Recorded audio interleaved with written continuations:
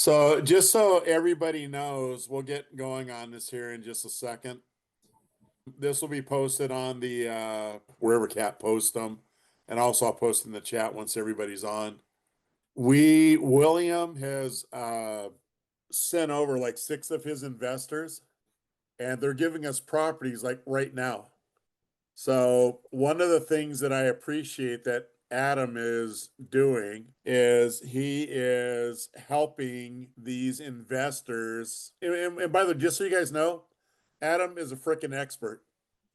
He's not going to let them give you garbage. He had told a guy yesterday that wants to just try the site out with some garbage, and it's just like we don't need your garbage. As easy as it is for you to walk away from us, we can walk away from you too. And if we notice an investor is going to be giving garbage, they'll be booted. This is serious business. There's a lot of great guys that do it, and then there's a lot of guys that just are chasing the dollar instead of trying to work it out with the sellers ethically. So it's pretty cool that we're doing that, huh? And then the other thing too is the ad spend starts Monday. We're doing $5,000 in August, and I'm going to bump it to 10 in September, and then I'll go 15 October through December to get the properties. So be on ready to do that. I've already sent out a few things where we're just going to be focusing on areas right now. So if you haven't got your form yet, you'll be getting it over the next couple of weeks. But we're starting out with a smaller group at this point. So anyways, but Adam helped the guy price it, and he went out and priced it and sent the deal over this morning. And Adam, where's that property's in Port St. Lucie? Correct. All right. So we have agents out there, so somebody's going to be getting listings like right away today, as a matter of fact. And Adam, how many properties has Williams people submitted so far? 5 or 6. So they're going to grow at a rapid pace. I think William's going to watch what we do as well. I know Greg's been working on some stuff. Greg, how many properties are you bringing in this next week? Well, Adam and I worked on 2 yesterday. Okay. I've got probably another one coming the end of this month. That's maybe, but I've been working on it for a while. And then I think I've got another 1 or 2 in Texas. So before end of month, well, no, today's the end of the month. So no, the end of the month is today. But in the next week, like probably 2 to 5, I guess, 2 to 4. Right. So they're going to be coming in at a rapid pace. You guys, I'm hoping we can get to the investor stuff today to a minimum degree. Everybody should be picking up how to talk to agents and how to talk to buyers about the buyer's premium. Is there anybody right now that doesn't think that an agent comes, my buyer's not going to pay the commission? Is there anybody right now that doesn't feel like that they're capable of converting that over? Good. That's what I want to hear. So, all right. So let's, we're going to go through the homework. Please give me one quick answer. I don't want to waste it, but the idea behind the buyer's premium, I mean, whoever wasn't here last week, hopefully you watched last week's training. If you didn't, don't just tell me and you don't need to answer. But when you're going out to a listing presentation, and even if you get a seller that's hesitant, I'd rather just do it traditional. I'd rather just do it. But you start talking to them about what this can do even for him. So what I want to know, what is one benefit to the seller with playing around with the buyer's premium? So Erica, just give me one benefit to the seller. It helps the seller to get the best price for their home. Okay. Joy? Oh, sorry, I thought I was muted. Yeah, so it allows them to roll their buyer's agent commission into their mortgage. Mangino? Robert? You're muted. It helps the purchaser purchase the property. Okay, very good. Michael? it increases the buyer's pool. Michael Graham? There is no ceiling on how much contribution a buyer can get. Oh my God, you guys are awesome. Ace? It allows the seller to get the higher net price because A, they don't have to pay the commission, and then also B, the buyer has more power, so that way they can more purchasing power, and they can come up in their price as well too. Isn't that why sellers sell their home? When we can say even in this crappy market that we can increase the buying power of a buyer, that's one of the reasons why we use the buyer's premium. How powerful is that? Cynthia? Oh, she disappeared. Oh, there she is. Hi. No, you would call me. But you get more exposure. You're different. You're setting yourself to be different in this market, opposed to what everyone else is doing, and people want to know that. So you're separating yourself. Absolutely. Hey, I can help you with your golf swing. I Oh. saw pictures yesterday. So Terrible. I know. no, you're not. You're out there playing. That's the most important thing. Mikhail? With the buyer premium, you can start a bidding war on a house. Very simple. Beautiful. Ryan? Yeah, to piggyback on that, I just say it's organic when it is a bidding war because we're not driving it at all. The buyers see it and they decide how much to go. And then the seller's not stuck with that. Even if the best one, the best top three, we can reach out to them like, can you do any better? And they usually do. Awesome. Kenneth? Yeah, the buyer premium allows the buyer to have some control in seeing how much they can get added into their money from not giving it out of pocket. It saves them out of pocket income. And that's a plus for any buyer in this market. Beautiful. Quinn? It allows for a competitive price, to be able to price lower than the market and to get more buyers looking at their property. You guys are studs. Katie, you weren't here, so I'll let you off. Kevin, were you here last week? Or Katie, you want to answer that? Since you're an investor too?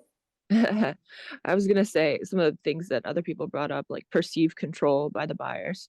And also, you're addressing an unknown for a lot of buyers with the buyer premium. Sorry, I'm a little bit sick. I'll tell you, God, these answers. Kevin, were you here last week? Do you want to give us an answer? Hello, can you hear me? Yep. Yeah, I wasn't there last week, but reduced seller costs, increased buyer activity. Let's see, what else? Oh, maybe better commissions with both listing and buyers. Oh, yeah, you guys, oh, God, everybody's great. Is that good? Frank, oh, you're awesome. Mr. Macri. Well, he kind of stole my thunder. I was going to say that because the question was the benefit to the seller, increase the potential buyers because there's a guarantee they're going to get paid, the buyer's agent. Awesome. And Normalina, I know you weren't here. Do you want to give us a tidbit? The transparency to the buyers definitely helps the seller because they all can see the biddings that everyone's doing. So that definitely helps. Very good answers, you guys. So I think as a group collectively, we're starting to understand what a buyer's premium can do for both the buyers and the sellers, right? Are there any questions about that at all? So we know that when we go on a listing presentation, it's another tool in our tool belt that we can bring up to the sellers if we need to. We also know when we talk to the buyers, we've got why we do it. Remember, we don't do this for the sellers. We are doing this for your buyer because it gives your buyer latitude to bump it up and cover some of the things they may want to cover. Maybe pay down cars, maybe, right? Get out of debt, maybe lower payment. So all of these things play into talking to it. And again, I know I'm a smart behind a lot of times, but if I get an agent that is fighting me on buyer's premium, I'll flat out call them out on it. Say, well, you're not a very good agent. I mean, all my buyers, if I could lower the price, the payment down $100 to $1,000, they would be tickled to death. if I could pay off something that they have, that they don't have to have that payment anymore. And when you start saying stuff back to them like that, because sometimes you got to force feed it to them, right? Their first response is, well, my buyer's not going to pay the commission. And then all of a sudden you get into a dialogue with them, you talk about the benefits with it. And then if they're still doing it, generally it's because they don't understand how you explained it. And you can ask them that. Don't be afraid to ask them. So you're not understanding what I'm telling you. No, I understand it. All right. So tell me, where would this play in for your buyer? And again, they should come back and say, my buyer would love a lower payment. Mangino, what's the rule of the buyer's premium? But the rule of the buyer's premium is to help the buyer. No, what's the get the rule property. on it? Oh, you can't go above the appraisal price? Can't go above the market value, right? Right. So it's our job to understand what the market value is, right? Correct. All right. So you guys, very good. Any questions on that part of it as far as retail and go? So let's get back into the notes. So, quick question for you, Robert. Let's just say you're at a listing appointment, because I spoke with someone in Benita Springs that might want to be doing a sale like this. Let's just say, because the rule of the can't go above market value, can't go appraisal, they fight back a little bit and they say, well, then I am paying the commission. How would you kind of turn that around to make them see our light? They're not paying the commission because it's being added to the price that they accept on the site. I would If say they- buyers are the only one that bring money to the table. Therefore, they always pay the premium. It's just hidden. It's a hidden fee for everybody else. I Good job, challenged Quinn. another Thank kind you. of experience the other day, right? I was trying to introduce one of my buyers to the whole concept of the buyer's premium. And then whenever they said, well, like we are, whenever they spoke to my lender, they said, well, like, oh, the best that we can really do for in this case here is put down 4%, right? And this was on a $280,000 home, right? Like, where would the additional funds be able to come from for them to be able to pay the buyer's premium? So you utilize the buyer's premium to lower the interest rate and lower their payment down. That gives them more buying power. Right, but like, so say for example, if they Well, only have the 3.5 or That, the that, 3. that has how much cash you have on hand. That's exactly why the buyer's premium works out in this case, because they're limited with cash, and a lot of people are doing down payment assistance too, right? Okay, so let's take a $400,000 home. So I wish I had a mortgage calculator on this stupid thing, but I don't. All right, let me see here. I am going to say, what are the interest rates right now, Ace, that your buyers were getting? 7.2. Oh my goodness, really? Yep. Jeez. I'm not going to put the down payment down. I'm just going to put clear 7.2, enter. All right, and a 30-year note. 30, yes. All right, so in theory, if we can lower that down, their payment right now would be close to $3,000 at 7.2 without any down payment, just round numbers. Now, if we can take that and we can buy down, I don't know, what, 2 points, 3 points? What do you want to buy down? Well, let's just say that they only had up to 4% for the. No, I don't care about that. Just Okay. play with me here. Sure. Okay. All right, so I'm buy going to go down as down much as to possible. 3%. All right, so what was their 3 payment points. beforehand? It was almost $3,000. I'm sorry, Right? repeat again. Their payment was $3,000, like $2,987. We buy down 2.5 points. Their payment now is $1,956. Right. Their mortgage amount's going to go to $416,000, but the payment came down $1,000. Yeah. Well, not 1,000, but came down to $900. So because everything's payment driven, right? So Mhm. they could actually go, by doing that, they could actually go up higher than the 412. I mean, if Yes. they're qualified for $2,900, right? And then we use, 4% to buy down points down there. And that's why it increases their buying power. And that's why your seller should love this too, because it increases their buying power, the capacity to make more money. Oh, So, yeah, I understand that part, most definitely. all right, well, Yes. hang on a second here. If I go up to $500,000, my payment's still $500 less than it was doing it your way. Is everybody getting that? Yes, I am. That makes sense?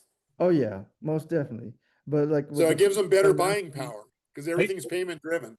I Oh, think yeah. the disconnect here is that buyer premium is baked into the mortgage. It's not an additional fee. I think that's maybe where you're getting tripped up. Is that accurate?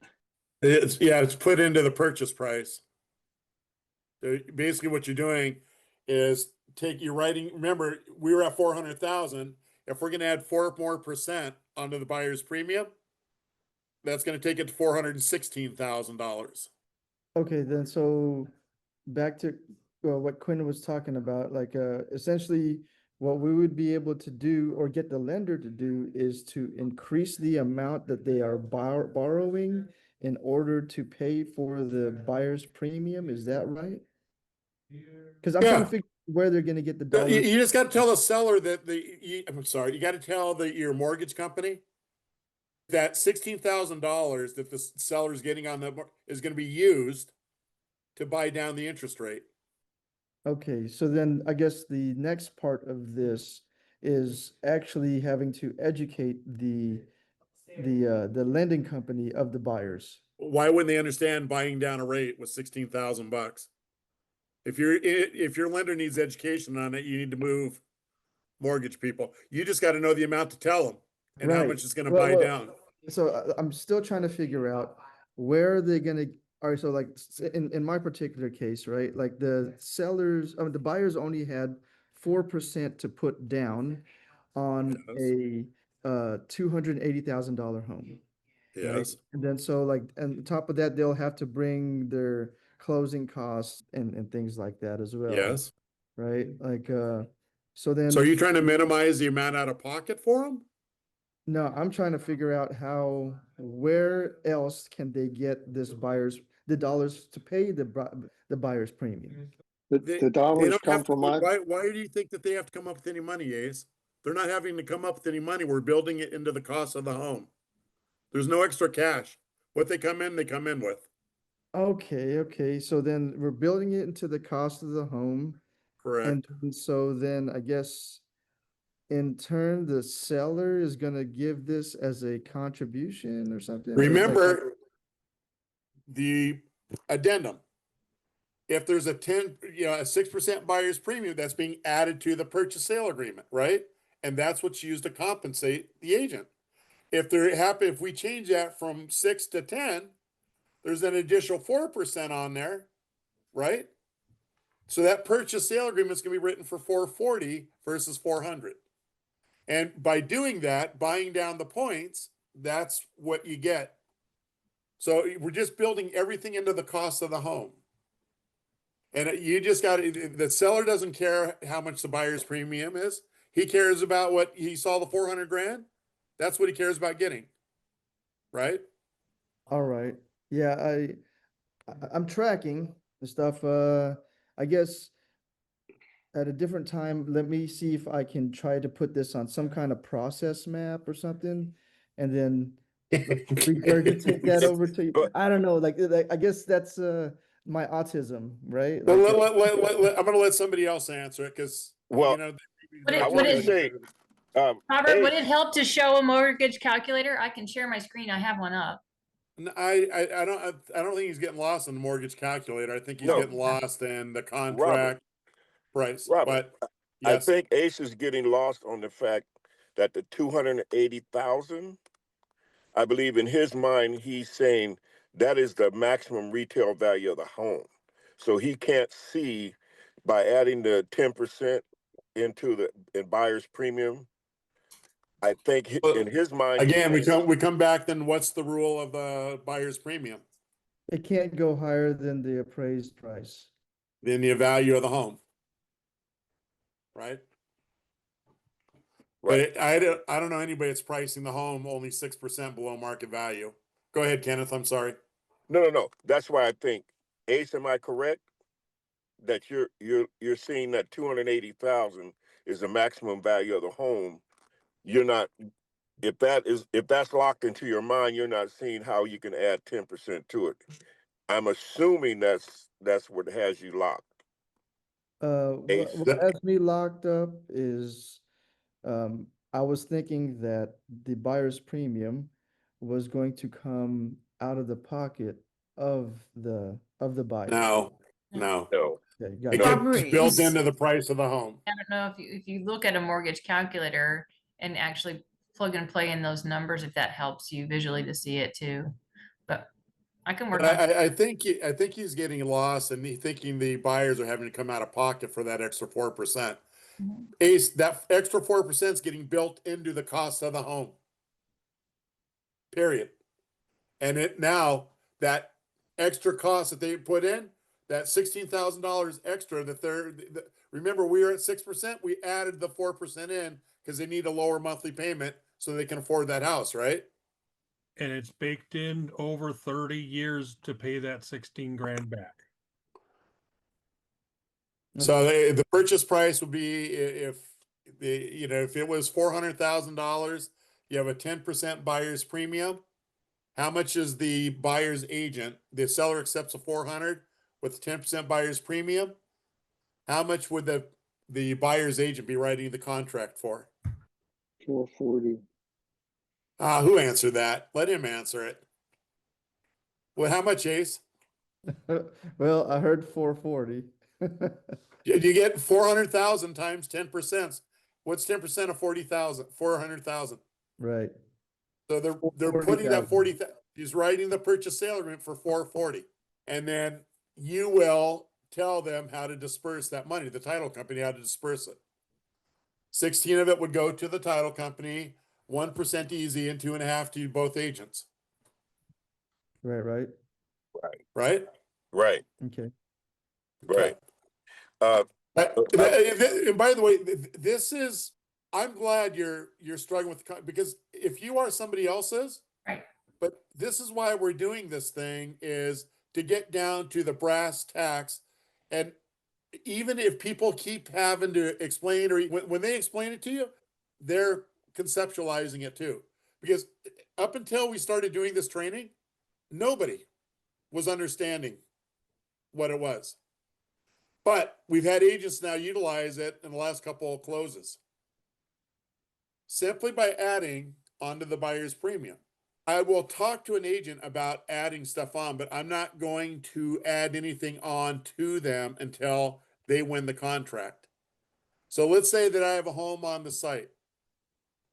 10 people are making offers on it. My seller picks the $500,000 offer. Then when I talk to that buyer's agent, so right now we're at 6% buyer's premium, right? Seller took 500. How much is that buyer's agent going to write the purchase sale agreement for? You said it was 500? Yep. Okay. And so 6% buyer's premium right now. How much? 550. 550? Right? You said like No, we're going up 6%. 10? 6% buyer's premium. Okay, gotcha. All right, let me see here. All right, so it'll be 530. 530. Now Yeah. I come back to him and say, remember that conversation that I had when I was explaining the buyer's premium to you? Would you like, we have plenty of margin to add in some more buyer's premium. Would you like to add in some more to either lower the mortgage rate, maybe to pay off a truck, maybe to do whatever? Would your buyer like to do that? And again, I've never had an agent say, no, my buyers, they'll live with the 7.2 mortgage rate. When we can take that thing and so we can go up to 4% because I got the value built inside the house. What's for an additional 4%? How much would that be on 500,000? An additional 4% on top of 4%. the 6%? Just, yeah. So So what? they're writing the purchase sale agreement for 550, right? Mm-hmm. There you go. There is a maximum though that you can credit back. So, and buy down the rate. And so you'd have to work with your lender to understand what that is, or their Yeah. lender. Yeah, depending on whether or not it's a FHA product and whatnot, I think that's what, 6%? A good lender will figure out a way to maximize the buyer's premium to help pay. A lot of Yep. times getting that Agreed. down, they can turn it into a conventional. So, but and by the way, you guys, Quinn, thank you. The mortgage company decides what the max are. Your job Yes. is Yes. just, we can manipulate it some sort. Even if it were $100 a month, might that be important to people that are like, if they go from $2,900 to $2,800, wouldn't that be like pretty cool, Ace? Oh, yeah, through and through.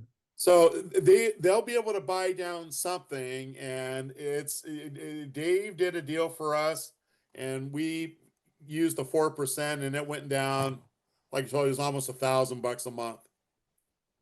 So you got to talk to your mortgage lender because they got more programs and more ways now to skin a cat. It's ridiculous. So, all right, Yeah, those take good that extra questions. savings, put it into some kind of income, interest generating, even an ETF or something, superconductors. Boom. Look at you. Yeah, maybe take that extra 100 and put it towards a mortgage. there you go. Ace, thank you for So- that. Robert, just one question. What's the difference between adding it to the buyer's premium and just doing a seller credit? What ends up being a seller credit? Yeah, well, that's what I mean. I mean, why not just write it up with a seller credit rather than increasing your buyer premium? It's going outside because remember, they're adding it on to an accepted price. When you start doing that, the seller's going to say, I got you. well, Okay, I got you. Yep, that makes sense. okay, very good. All right. So we're going to go back through these pretty quick. I think we talked about a lot of the stuff. Again, I'm going to come back to the things, this is what we try to do is create a win-win situation for the seller and the buyer. And seller concession, it is on the closing statement, it is on the thing, but just like the addendum says that they sign, explains how they're going to do it. Buyer premium rule cannot exceed the value of the home. We all get that. Buyer's premium's always negotiable. Quinn, are you still doing 7? No, I typically do 6. Okay. All right. And then you use it to buy down the interest rate, closing costs. One of the things that I wanted to correct from last week is somebody had talked about it, being able to use it for down payment assistance. That's not going to fly. That your lenders are not going to allow them to use it. It can't be a gift because it's going into the cost of the home and yada, yada, yada. So we want to make sure that your lender understands where it's coming from and what it's doing in there. But you can use it to pay off a debt at closing to help qualify for more, or maybe just get rid of the debt.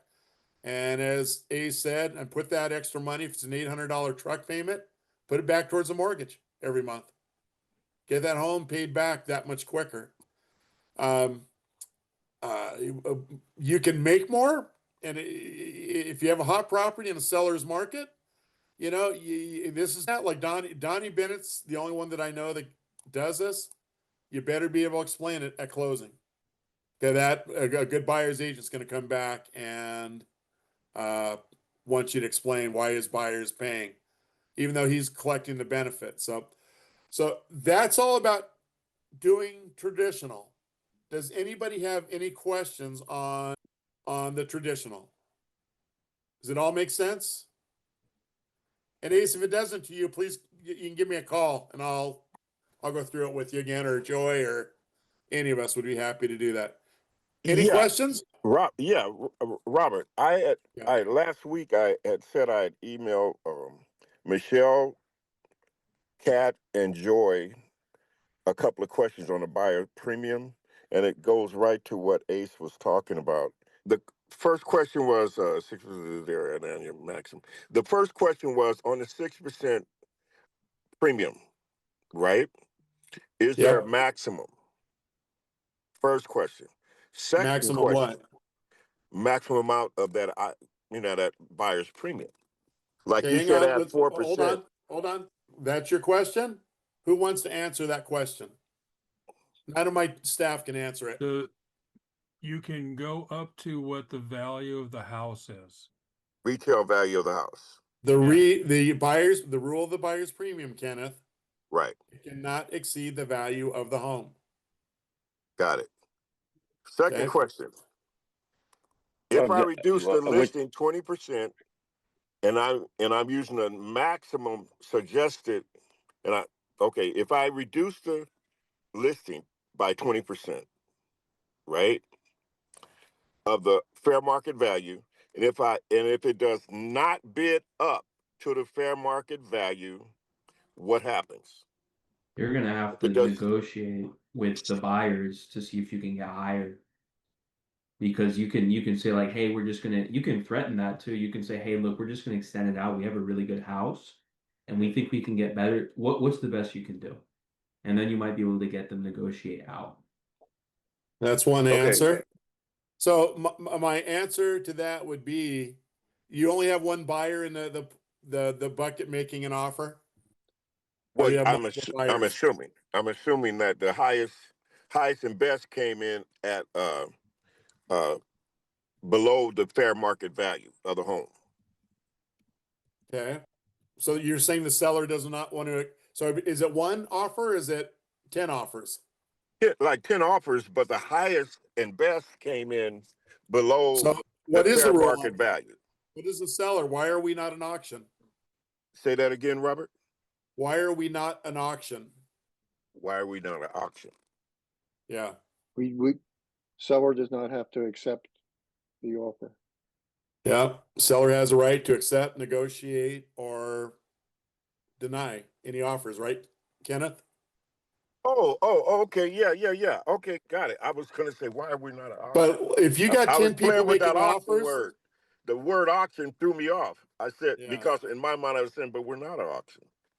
but you listen, Michael Graham and Michael Nikolai were horse trading to get their deals done and in contract. And this, crappy, I don't know about California or LA. I assume you guys are still in a seller's market out there. No. But in this market, you've got to utilize every ounce of, for crying out loud, Michael Nikolai, his deal, the seller horse swapped a mobile home as part of the concession. So you got to negotiate. For you guys in SoCal, I think you're a lot luckier than the rest of us. And especially Florida and Arizona, my heart bleeds every time I look at a listing and see the competition around them. It's not an easy thing. It would make me move somewhere. So to the It West still Coast. works. It still works in Florida. Yeah. You just gotta listen. There's no such thing as an easy deal in a buyer's market. You've got to actually utilize, and this is why we're doing a lot of the basic things like reverse prospecting. Yeah, we don't need a reverse prospecting in a seller's market, but we damn well do in a buyer's market.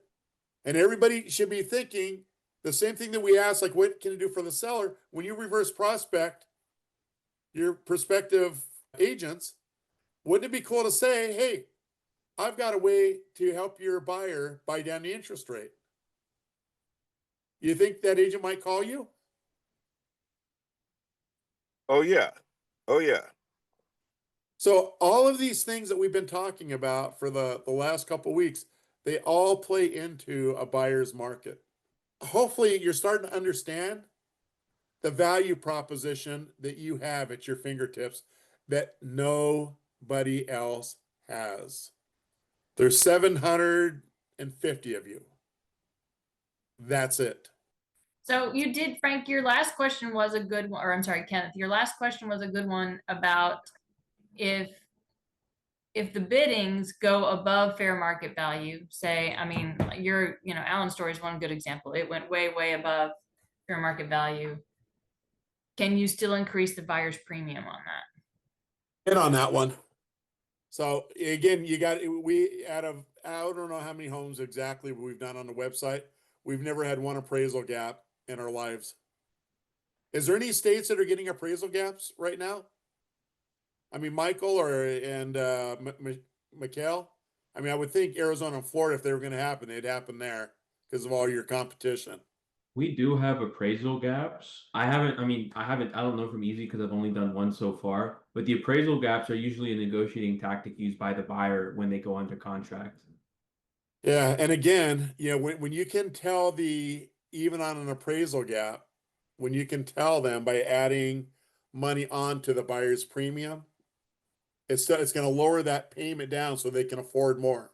But the buyer's premium can't exceed the fair market Value value. of the home. Yeah. So how do you Yeah, reconcile that?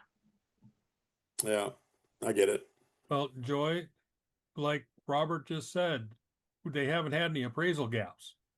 So the appraisers are recognizing that the market is determining the value of the home. So, market is bigger than they are. We're just opinions.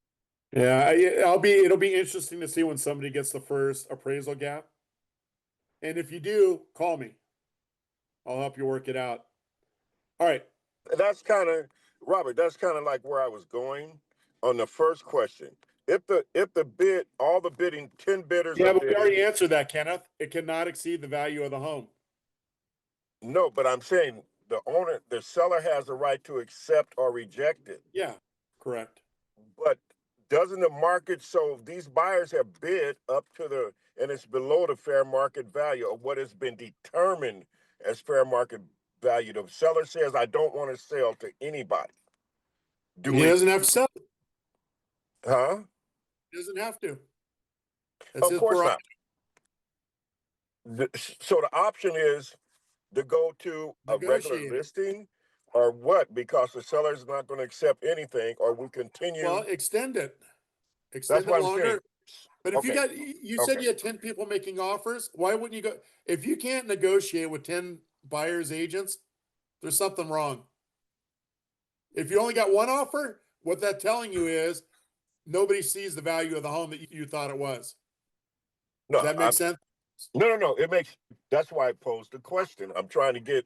If I'm people proposing- don't, the only time you're going to get that, Kenneth, if they don't see the value in the home.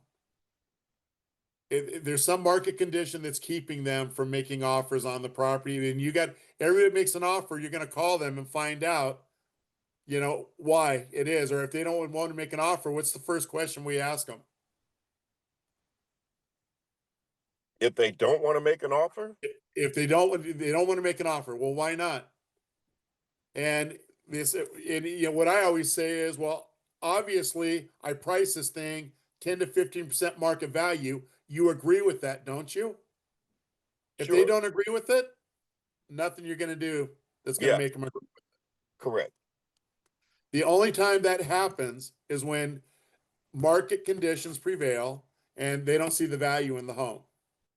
Doesn't matter what your CMA thing. That's what I love about transparency. We're actually letting the buyers determine what the real market price is.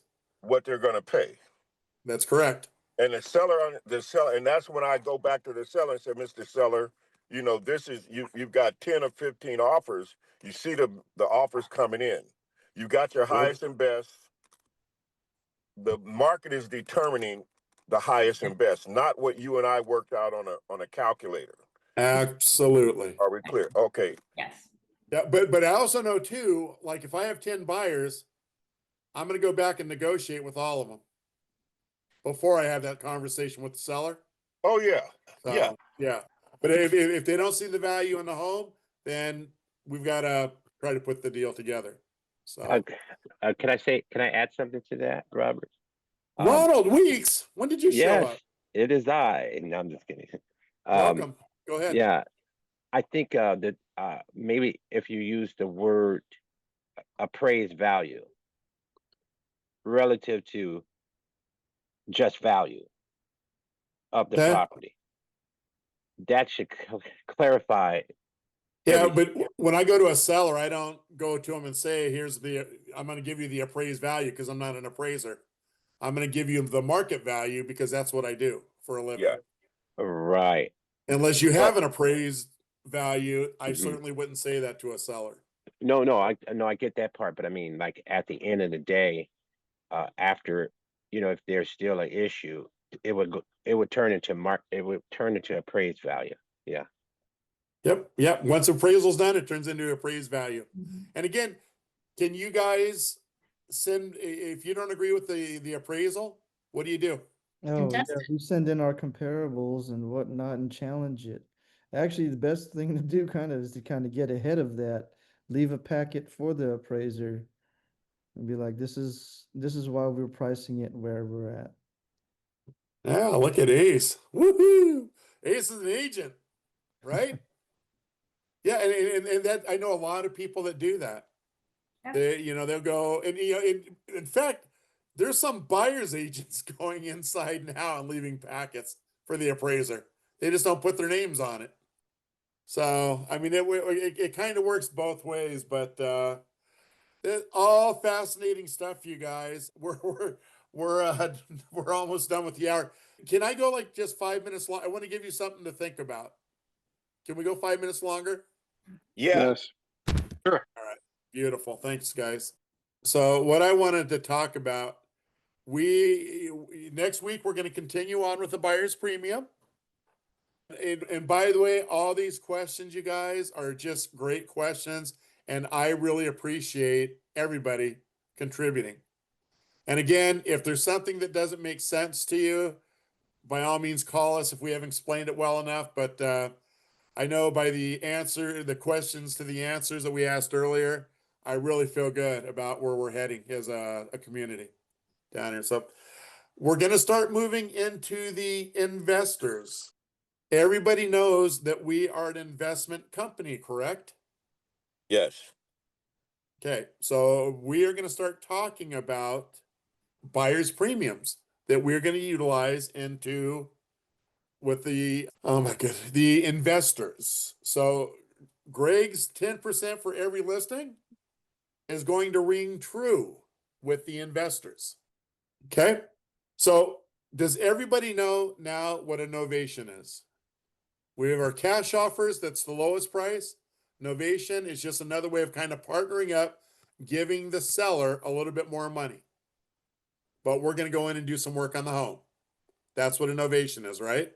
Right. Okay. So when we buy those homes, Adam, what's the magic formula that you're trying to get the home for to make it successful? Anywhere from 85 to 90%.